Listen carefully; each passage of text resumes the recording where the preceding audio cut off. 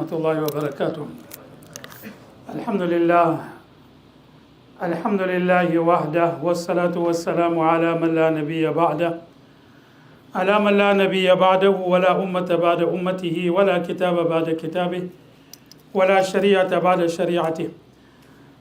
أما بعد فأعوذ بالله من الشيطان الرجيم. بسم الله الرحمن الرحيم. إنما يخشى الله من عباده العلماء. وقال النبي صلى الله عليه وسلم: من سلك طريقا يلتمس فيه علما سلك الله له طريقا من طرق الجنة، أو كما قال النبي صلى الله عليه وسلم. وقال النبي صلى الله عليه وسلم أيضا: العلماء ورثة الأنبياء. صدق الله العظيم وصدق رسوله النبي الكريم، ونحن على ذلك من الشاهدين والشاكرين والحمد لله رب العالمين. Respected ulama and scholars, distinguished guests, and above all, the graduating students for whom and because of whom we have gathered here. We start off by praising Almighty Allah subhanahu wa ta'ala that Allah ta'ala has bestowed His favors upon us, such favors that we would be unable to enumerate and count. Says Allah in the Quran, وَإِن تَعُدُّوا نِعْمَةَ اللَّهِ لَا تُحْصُوهَا. If you try and count the favors of Allah, you would be unable to do so. And amongst those that Allah Ta'ala has granted us a deen in which He has made knowledge compulsory. Talabul ilm faridatun ala kulli Muslim. The acquiring of knowledge is a compulsion upon each and every ummati. So when you take it from that aspect, an ignorant Muslim is a misnomer. It should not exist in our dictionary. For someone to say that a Muslim is ignorant goes against our teachings, because knowledge is compulsory, is not an option. And we send salutations upon our beloved Nabi Kareem Sallallahu Alaihi Wasallam, who has given us the emphasis upon knowledge. Indeed, for the graduating students, the time of the Khatm of Bukhari is a very momentous and a very wondrous occasion. I can still remember my Khatm of Bukhari. I can still remember what I wore. I can still remember where I sat. And almost verbatim, I can still remember the words of my Ustad, Hazrat Mufti Wali Hassan Sahab, when he gave the last lesson of Bukhari Sharif. I heard it many a times, which has been recorded. So therefore it is very fresh in my memory. Some aspects of which, inshallah, I will share today with the graduating students. Let me start off by saying that we know that when we graduate, this is not the end of our studies. It's not the end of our educational career. It is rather the beginning of our education. Our ustads used to tell us many a times that when you graduate and you complete your studies, the only thing that has happened is that you have a capacity to study. You have the capacity to make mutala. Your mutala hasn't come to an end, and it will be very sad if we regard this to be the end of our educational journey. This is only the beginning of our educational journey. Hazrat Mawlana Abul Hassan Nadwi Rahmatullah Alayhi, one of our great scholars, used to say, is jahan se aage aur jahan bhi hai. Beyond this particular existence, there is another existence. Let me also say that we know that together with the privilege of being an alim, and of course there is a great privilege. There is a privilege in this worldly world where you are granted respect. I will speak about that, what Imam Ghazali has made mention of with regard to that respect. But he has also, together with the privilege, there comes a responsibility. There is a great privilege. I read one of the hadith and recited it. The ulama are the heirs of the Anbiya alayhimu salatu wassalam. To be the heirs of the Anbiya alayhimu salatu wassalam is undoubtedly a very great privilege. In Tafsir Azizi, Hazrat Shah Abdul Aziz Muhaddith Delvi Rahmatullah Alayhi has quoted a narration in which he says that on the day of Qiyamah, Allah Ta'ala will address the ulama. And Allah will say that I did not give you my knowledge to punish you. If I wanted to punish you, I would not have given you my knowledge. I have given you my knowledge to favor you, go into Jannah. So there is no doubt that there is a very great privilege and there is a great virtue with regard to being an alim.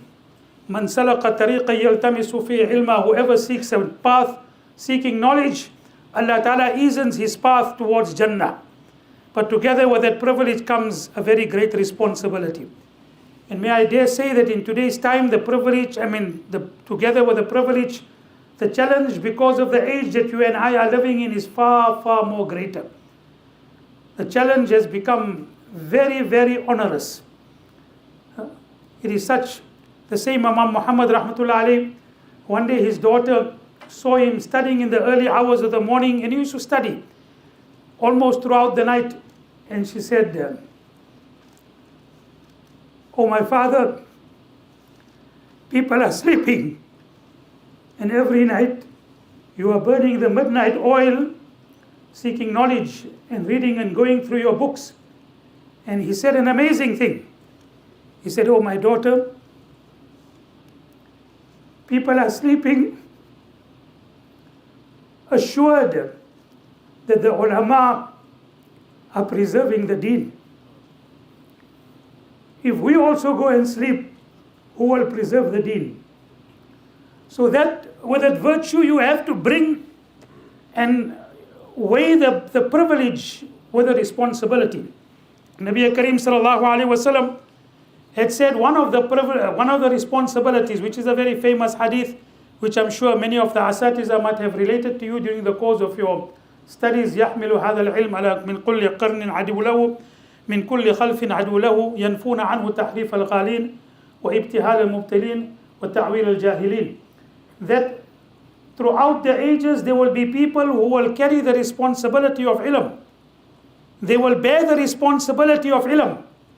And that responsibility would include, what would it include? It would include something very, very interesting. They would refute the distortion of the extremist.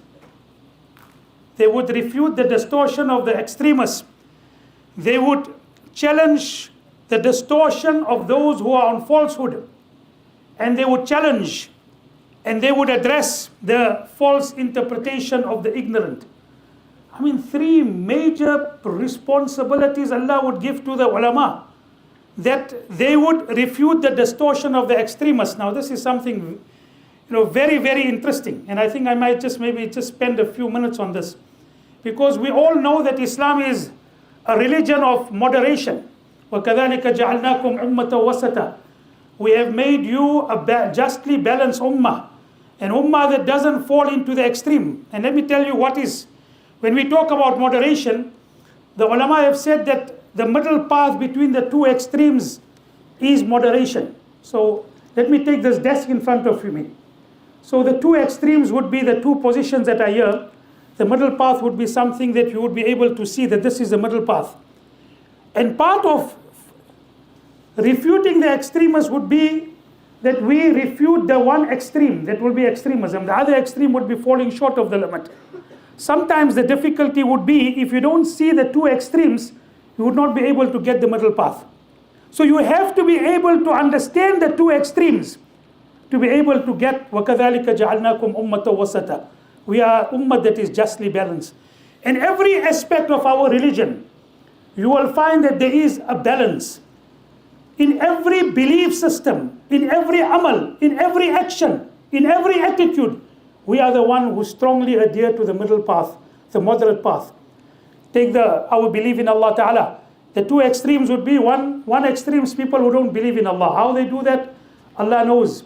And everything seemed to be according to them working, completely in a vacuum. It doesn't happen like that. But that is what they believe. On the other extreme, there are those who believe in more than one Allah Subhanahu wa Ta'ala. What is a moderate path between those two extremes? You have understood the two extremes. What is a moderate path? Believing in one supreme Allah. Hazrat Yusuf alayhi salam told unto his companions of the prison, Ya sahibay sijn, a'arbabu mutafarriqun, khayrun amillahu al-wahid al-qahar. O my inmates of the prison, is many lords better than one supreme Allah subhanahu wa ta'ala? Look at our belief in Allah in the belief in the Anbiya alayhi salatu wasalam. The two extremes. Now let us look at the two extremes. Then you will be able to find the middle path. What are the two extremes? وَيَقْتُلُونَ النَّبِيِّينَ وَيَقْتُلُونَ الْأَنْبِيَاءَ بِغَيْرِ حَقٍّ. They killed the Anbiya alayhi salatu wasalam without any justification. What about us? What about the present generation when they kill the Anbiya alayhi salatu wasalam? And on the other extreme, what is it? they attributed divinity to their prophets. قالت النصارى المسيح ابن الله. So now when you understand the two extremes, now you will know the middle path. What is the middle path? We show that respect to our prophets that no ummah had shown such respect. Wallahi lazim. No ummah had shown love to the Prophet the way we had shown love, with all our weakness. We are people who are, the Persian poet had said, perhaps you can take a chance with Allah subhanahu wa ta'ala, don't take a chance with Muhammad. This ummah won't leave you. Right? So we had shown that respect. Imam Malik rahmatullah alayhi, because it's a dars of hadith, let me make mention of it. He was wincing in pain while giving the dars of hadith. And every time the students notice him wincing in pain. And they said after the dars, Imam, what has happened? Why are you wincing in pain? He said, look at the back. Look at my kurta at the back. And when they lifted up their kurta, they saw a scorpion had stung him 17 times. And he said, why didn't you tell us before? Why did you bear the pain? And he said, I felt ashamed for my pain to leave the teaching of the hadith of Nabi Karim Sallallahu Alaihi Wasallam. So we showed on one hand, we didn't forget killing, we didn't show any disrespect to our Prophet. Allah Ta'ala maintain us on that. On the other hand, we were very, very cautious and sensitive with regard to attributing divinity or attributes of divinity to our beloved Nabi Karim Sallallahu Alaihi Wasallam, and we still need to be sensitive about that. Because you mustn't go to the other extreme. Nabi Sallallahu Alaihi Wasallam saw a person making dua, MashaAllah wa masha'a Muhammad, what Allah wishes and what Muhammad wishes. Nabi Karim Sallallahu Alaihi Wasallam said, Ataj'alu lillahi nidda? Are you associating me with Allah? So you see the balance. And part of that balance is, we don't fall short of the limit. We can never ever allow us to make a change in our religion because of our weakness. وَقَبِلْتُ جَمِيعَ أَحْكَامِ سَمِعْنَا وَعَطَعْنَا غُفْرَانَكَ رَبَّنَا وَإِلَيْكَ. We accept, and of Allah we will follow. The first thing is we accept our commands of Allah. We have no doubt with regard to any command of Allah. In Imani Mujmal we say, وَقَبِلْتُ جَمِيعَ. Allah, we have accepted all of your commands. Sami'na, we have heard, and inshallah we will follow. Follow will come afterwards. But the first thing is we will submit to every command of Allah. We will not in any way cast doubt on any command of Allah subhanahu wa ta'ala, whether we can understand it or we can't understand it. But we will accept it and we will submit to it. On the other hand, we will not camouflage our weakness by changing the deen. And yet on the other hand, we will stay away from going beyond the limits. And extremism is situated at the furthest point of the corner, furthest point of the medium, the middle path. And Nabi Karim Sallallahu Alaihi Wasallam has warned us with regard to it when he said, Halakal mutanatti'un, those who nitpick, they will be destroyed. Nabi Karim Sallallahu Alaihi Wasallam said, Iyakum wal ghulu fid din. I advise you and I warn you to stay away from extremism in religion. And Nabi Sallallahu Alaihi Wasallam said this when at the time of Hajjatul Wida, Sahaba, some of them were brought very big stones, and some of them brought medium stones. And Nabi Karim Sallallahu Alaihi Wasallam picked up the medium stones and said, this is the type of stones you must stone the jamarat with. Don't pick up the big stones. And every year at the time of Hajj, we'll get one reel, Someone will take out all, whatever his weakness was, and all his enmity of shaitan will take up something, and he will go and he will make a spectacle with regard to going hitting the jamarat. One day I even saw someone taking a gas stove and going to go and hit the jamarat. So this is what is Nabi Sallallahu Alaihi Wasallam said, stay away from extremism in religion. Because the people of the past, they were destroyed because of extremism. We are seeing in some ways that particular aspect. One of the harms with regard to extremism is too disagreeable for human nature to be able to adhere and to be steadfast to extremism. You can be steadfast upon something that is moderate. You can't be steadfast upon something that is extreme. And it turns people away from religion. And when you make deen inaccessible to people, make it sound as it is almost impossible for people to live by, you are not doing a service to deen. You are doing a disservice to deen. When Allah Ta'ala and Nabi Karim Sallallahu Alaihi Wasallam had said, Ad-deenu yusrun, Deen is easy. مَا جَعَلَ عَلَيْكُمْ فِي الدِّينِ مِنْ حَرَجٍ. Allah hasn't made deen to be something that is, difficult for people to maintain and to uphold and to be able to practice. Now, the one aspect with regard to ulama throughout the ages has been that they have always seen what was the need of the age and they dealt with it. So it was, I can give many examples, but I'll just go through it. Imam Ahmad ibn Hanbal dealt with the masla of Khalqul Quran, right? The creation of the Quran. And he opposed the rulers of the time when they had another view. And he felt that because of that view, the sanctity of the Quran could be compromised. So he took a stance. And he took such a stance that even when he was punished, one person came and he said, leave me, I will give him such punishment that he won't be able to bear it. He won't be able to bear it. And he had a particular fine type of whip that as he whipped Imam Ahmad ibn Hanbal, his flesh started flying in the court of the king while he was being punished. After all, he was such a great alim, so well respected. One of the courtiers of the king fell in pity and he went to say into his ear, Imam, just for the sake of the Khalifa, just say and agree to what he had said. I will save you from this punishment. And Imam Ahmad ibn Hanbal rahmatullahi said, go and tell your Khalifa that Quran is ghair makhluk. It has not been created. It is the kalam of Allah. It is the speech of Allah. It is the attribute of Allah. The attributes of Allah has always been with Allah, will always be with Allah. I will save him from the punishment of the hereafter. So he took that. That was a challenge of the age.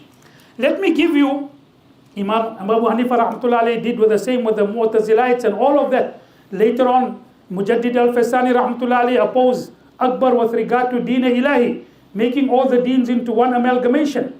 Right? Today we might find that the Abrahamic religions which is there, I don't know whether it is a political concept or a religious concept. If it is a religious concept, it's not something new.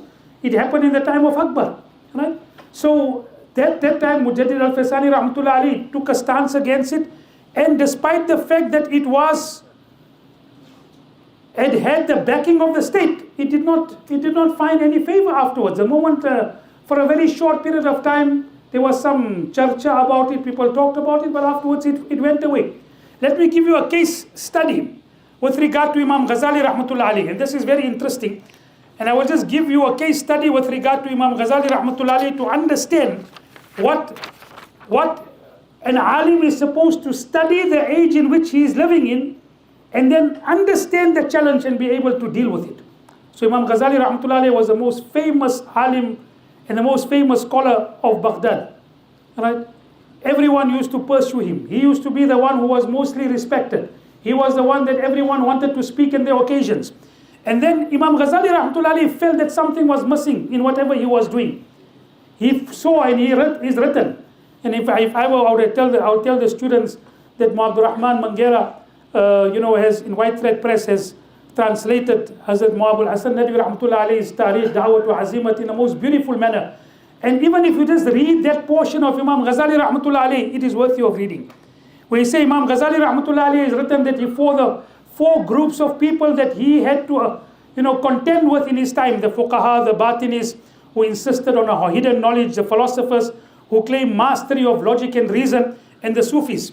Imam Ghazali was not inspired by what he had seen, and he felt that he was feeling so much that he felt that he left all his positions.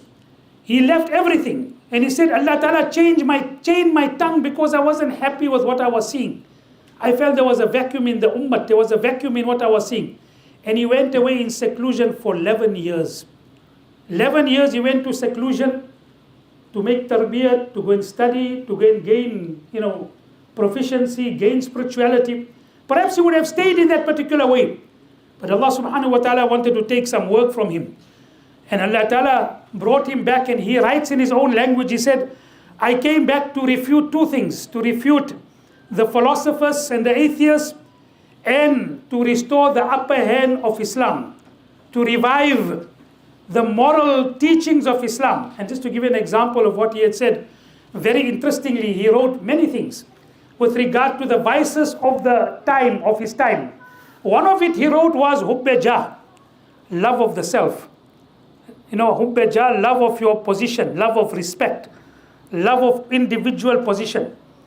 And he quoted it and said that love for position and love of the self is even more worse than love for wealth. Love for position is even more worse than love for wealth. And he gave 3 reasons. The 3 reasons he gave is that one of the reasons is that jah becomes a means of wealth. So wealth you can earn, but jah becomes a means of wealth. You earn wealth through the means of people respecting yourself. The second thing that he had made mention is that jah brings respect. Wealth does not necessarily bring respect. So a wealthy person is not necessarily respected even if he has means. But a person who has got jah and he's got ilm and he's got knowledge, he doesn't understand that that is a hidden spiritual disease sometimes. If he does not careful with regard to it, it brings respect. And the third thing that he had made mention is wealth can be lost. Credibility, very, very, very, very seldom is it lost. When people become they become muttaqid of someone, they regard someone to be someone who is their sheikh, they will follow him irrespective of what happens. So he has made mention. One of his, when I found this, Mawlana Sheikh Zahir was making mention with regard to the salary of the ulama and that. So Imam Ghazali Rahmatullah Alayhi made mention of a very amazing thing. He said in his time, there was a need for people to study medicine. But no one wanted to study medicine because there was greater wealth in becoming an alim. There was greater wealth and respect in becoming an alim. And go read that portion where he said that no one wants to become and study medical science because there was no money and no respect in it. And now there was people, that time the people of ulama used to not only gain knowledge and not only give knowledge, and they used to be rewarded with regard to it, they should oversee inheritance. They used to oversee waqf. So he said that it is so sad that there is a need for medical science and no one is studying medical science because there is no respect and no wealth in it. And today it is the opposite. But we have to do it because of our i'tiqad, because of our respect of it. And in South Africa there is a alim, who makes a lot of jokes with regard to the remuneration. We don't call it remuneration. We just say it is a hadiyah. So they say a Khalifa one day told the people that whoever can make the elephant cry, I will give him great amount of wealth. So one, normal alim person who was a very humble person, he one day went to the, elephant and he whispered something and the elephant started bawling and started crying. So everyone came back and said, now the king is going to give you a great amount of, reward because he said you made the elephant cry. But what did you tell the elephant? He said, I went to tell him my monthly salary. So yeah, that is what actually happens. But what I'm trying to say that Imam Ghazali Rahmatullah Alayhi, this is a challenge that he took up. And then one of the things that he had done was that he wrote Tahafatul Falasifa. And that was the incoherence of the philosophers in an engaging, penetrating style. The philosophers were undermining the foundation of Islam. The theologians tried to shield it but did not strike at the roots of philosophy. Ghazali was the first man to combine a profound knowledge of religious sciences with a detailed study of philosophy. So when he refuted philosophy, he didn't only refute philosophy from Quran and Hadith, which was easier to do, but he studied philosophy.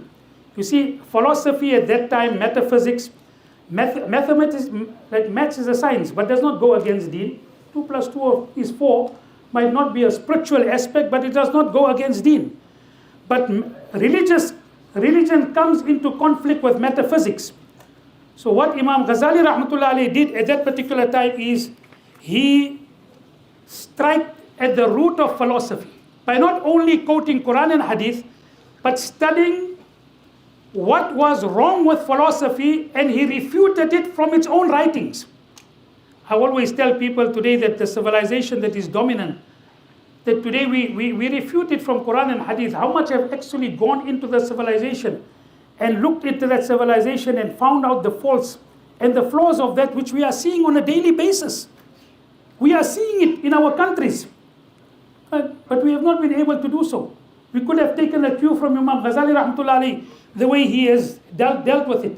So I can go on making mention of all of these things by saying that together with the privilege comes a very great responsibility. One of the aspects of responsibility would be to go to the people. While we have big programs, for example, sometimes you need to go door to door to change the attitude of people. In an era of doubt, we know that today doubt has been created. Doubt is a very antithesis of our faith, which requires certainty. Our deen requires certainty. Udkhulu fi silmi kafa. Conviction. It doesn't only require iman, it requires yaqeen, conviction. And we are living in an age where constantly intellectual doubts are created within the mindsets of the young people in our community. And someone had so correctly said, the information you consume every day, is the soil from which your future thoughts are going to grow. Now, if a youngster is growing up with intellectual doubts all the time, that is the future thoughts that are being grown into his mind. How are we going to challenge it? How are we going to change it? One of the ways is go to door, speak to people.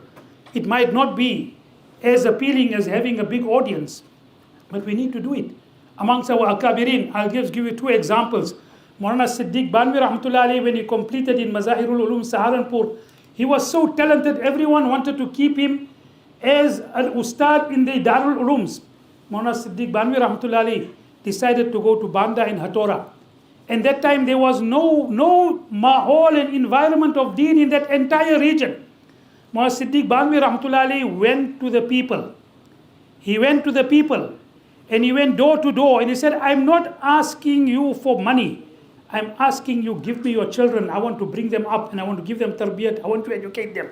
He brought those children into his madrasas. They were villagers who did not know the etiquettes of urban living. They used to urinate in their bed and they regarded it as normal. Mawlana Siddiq Banvi rahmatullah alayhi every morning used to get up and wash their beds with the urine that they had soaked their beds with. That is how Mawlana Siddiq Banvi rahmatullah alayhi made that whole particular region an aspect of deen. We have to go, people. Mawlana Abdullah Kapudri came to our offices many times. So I got a book and he wrote something in that book. So one day I told him, Hazrat, in this book you related an incident. I want to hear that incident directly from your mouth. So he said, which incident? He said, the incident of Mawlana Madni rahmatullah alayhi. After the partition of India, the people of India were very, very disillusioned. They were depressed. They were worried what's going to happen in the future. So Mawlana Madni rahmatullah alayhi came to Gujarat. And he said he went to us. Mawlana Abdullah Kapuri said, I don't know how many different villages he went to go and say and tell them, you remain steadfast here. If you are going to leave, who is going to look after our madaris? Who's going to look after, our darul rooms? Who's going to look after our masajid that we have built here? The same thing Mawlana Abul Kalam Azad told the people in Delhi at that time. I know that there is a difference between Pakistan and India. I don't want to go into that difference. I'm just giving you the calling of an alim, how he saw the need and how he dealt with it. So Abul Kalam Azad told the people in Delhi, the minarets of Jami Masjid is calling unto you. If you leave me here, who is going to look after me? So Mawlana Madni, when, he said he must have went till the late hours of the night. He went to villages and tell people that the Allah that is in Pakistan, the same Allah is in India. He will protect you if you play your cards right, and if you remember and you have certainty, and you make dua to Almighty Allah and you follow the commands of Allah. He said he came one day, 12 o'clock at night. I asked the people, the organizers, I want to sleep in his room to make khidmat. So he said, Mawlana Madni rahmatullah alayhi came 12 o'clock, midnight. He did not sleep on the bed that was prepared for him. He always used to sleep with a small bed, bedding that he used to carry with him from Deoban. And he put out that particular bedding. In the early hours of the morning, I'm a young person, I was sleeping away, and I heard someone crying like a baby. And I noticed 3 o'clock in the morning, Mawlana Madni rahmatullah alayhi was awake, crying, oh Allah, protect the Muslims of India. That is the challenge of the alim that we have in today's time? Are we going to go door to door and meet the challenges and go out and meet the doubts that the people have? We have all of this, present Islam to the new generation in a language and a context within all the other inclinations, that they can understand Islam as a solution to their problems and their ills and the challenges that they have. That is a challenge that we have with all the inclinations, that whether it be the social media, as much as we criticize it, the fact of the matter is we have to make them practice upon deen with all those inclinations, with all those temptations, with all those things that are present. We still have to go out and present Islam to the new generation in a language and in a context with all the inclinations, that there is still, our solution is in Islam. To reconcile modernity without the loss of our tradition and our values. We're not going to get rid of our smartphones. We have to reconcile modernity with our own traditions, with our values. That is a challenge that we have here. So therefore we need a lot of tolerance. When we talk about, people having tolerance, I think the ulama in the future generations are going to have that tolerance, to be able to sit with people, to be able to have the sabr, to go through the doubts and to sit with the people and to change their minds. There's a humorous incident with regard to tolerance. They say, a husband and wife had an excellent marital relationship. For 50 years they had an excellent relationship. They had no secrets besides one small thing. So the wife had a small container, small box, which she kept under lock and key. She locked it all the time. She said, "This is my secret." So after 50 years of marriage, the husband said, "Now we are married for 50 years. Surely you can now reveal to me what is in that particular box that you are keeping a secret away from me." She said, "All right, now after 50 years, let me open it." So she opened it. So she had knitted a small, what we in South Africa call a doily. I don't know what you call it, where you put something and you knit it, and it becomes something that you put on the dressing table. You put some of the ornaments on that particular thing that you had knitted. So there was only half, something that was knitted, half. It was only knitted half. And there was something like 10, 20,000 pounds in a container or in a packet. So he said, "What is such a secret about this?" So he said, "When I was getting married, my grandmother gave me advice. And the grandmother said, every time you become angry with your husband, don't reply, go and knit something." So every time, whenever you became angry, I used to knit something. So husband was glowing in pride. "You mean after 50 years, only half of it you knitted?" I was such a good husband.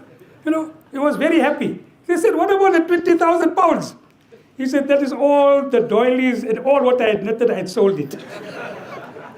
So we're going to have that type of tolerance. We can't reply to the people by just going and make khidmat. And wallahi al-azim, this khidmat of people is such a great thing. I heard from my uncle. My uncle was very close to Mawlana Yusuf bin Nuri rahmatullah alayh. And he used to love the ulama of Deoband. And he used to love the scholars of, the great scholars. So one day he related this incident. I've tried looking for it, but I've never found it. But I heard it from him so many times. Mawlana Hifzur Rahman Shuharbi rahmatullah alayh was a person who fought for the freedom of India. So when he fought, he used to make khidmat of the people. He used to serve the people. So in Delhi station, when there was a great amount of apprehension and fear for the people who were now migrating to Pakistan, so he served the people for 1 month. Putting people in the trains, giving them food, training them, and giving them a great amount of serving them.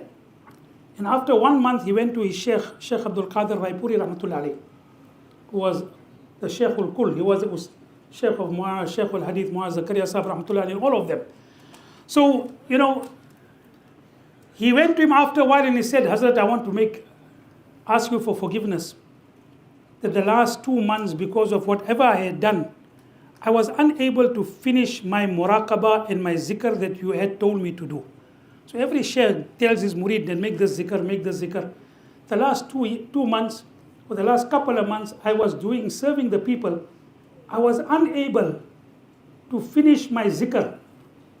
What should I do? How should I ask forgiveness for that I did not do my ma'mulat, I did not do my daily zikr schedule?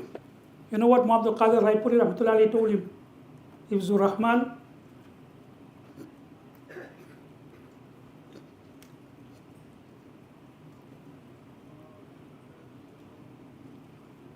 take my zikr of the last few months, give me the reward of serving the people.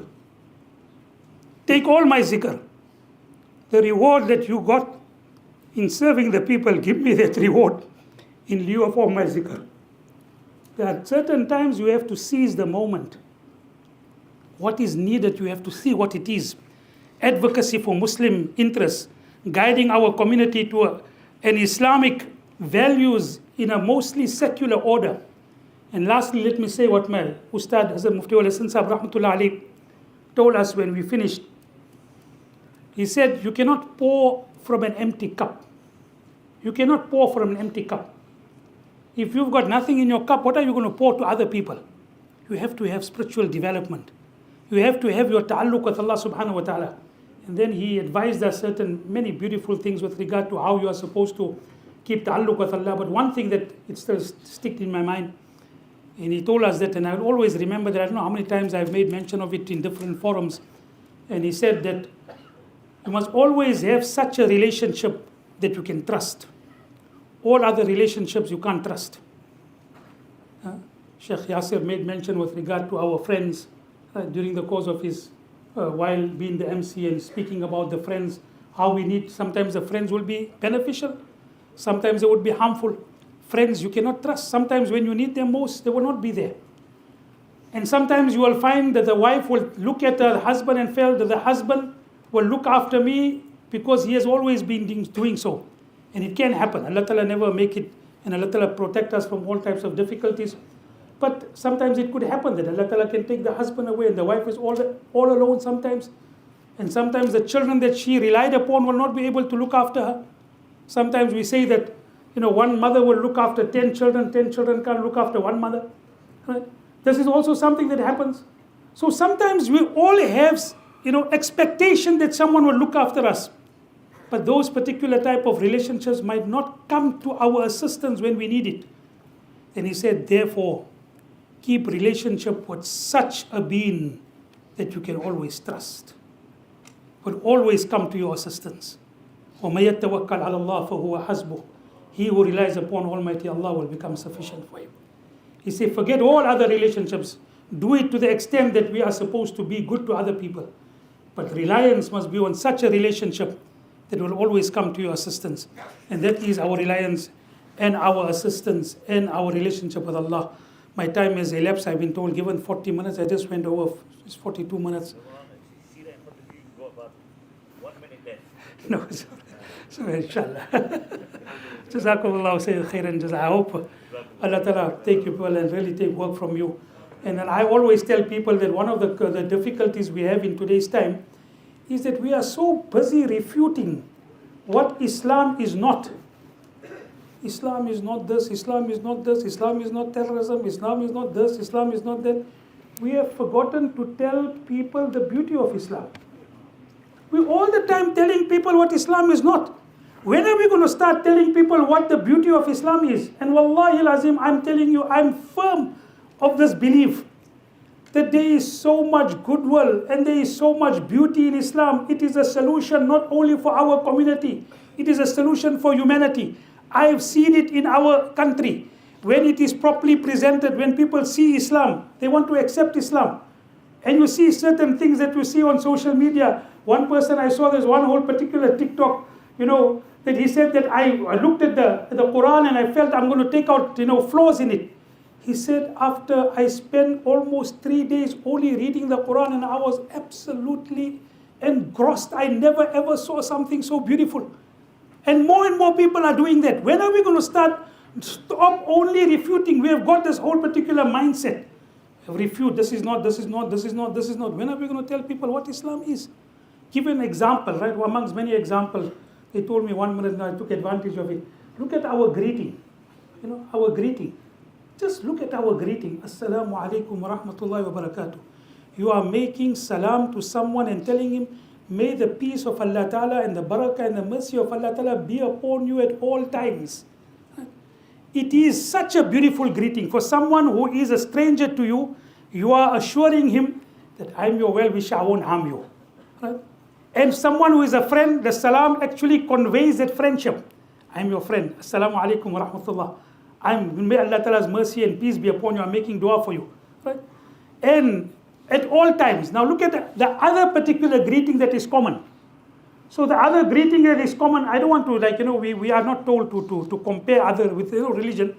But you tell someone good morning, good afternoon, good day. Even if his mother passed away, you're still telling him good. Huh? And then you're telling him morning, good, afternoon, whatever happens to you, I don't care. I mean, it's so limited in its meaning compared to our greeting. So let us start also propagating the beauty of our deen. Allah has given you such a great responsibility and a privilege. And I make dua that Allah Ta'ala grant you the virtue of it also. And Allah Ta'ala make you fulfill the responsibility also. Wa akhiru da'wana alhamdulillahi rabbil alamin.